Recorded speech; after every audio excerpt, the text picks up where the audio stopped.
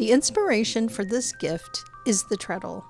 I saw it at Hobby Lobby and someone close to me has a treadle, as well as several sewing machines, so my mind went to work. I also found the shadow box at Hobby Lobby, as well as most of the other items.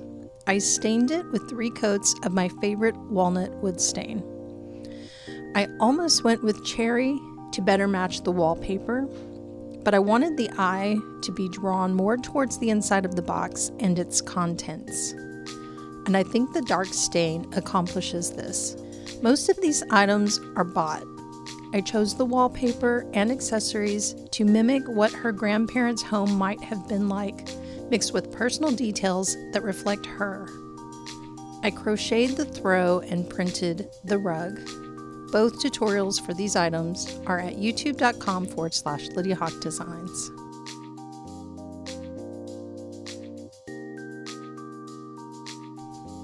The lamp was tricky.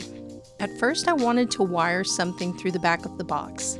I played with the idea of hot gluing these lights from Dollar Tree to the inside of this lamp and then mounting the switch to the back, but it seemed too complicated. In the end, I was able to separate the base from the lampshade and hot glue a light I bought from Amazon. The only thing left to do was paint the gold top to match the base. Not only is it adorable, but it's easy to turn off and on and replace the batteries. I love the colored lamp in this room.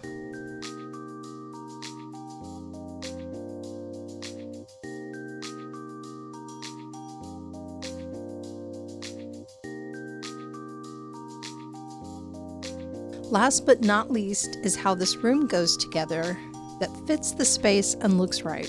It's an important detail because if the treadle doesn't sit in the space up against the back wall, the scene looks cluttered. I had to place the treadle flush against the right wall, with the back of the base not completely tucked in. This detail ensures that the wall pushes it in the rest of the way, so that the treadle sits up against the wall the way it would in a room.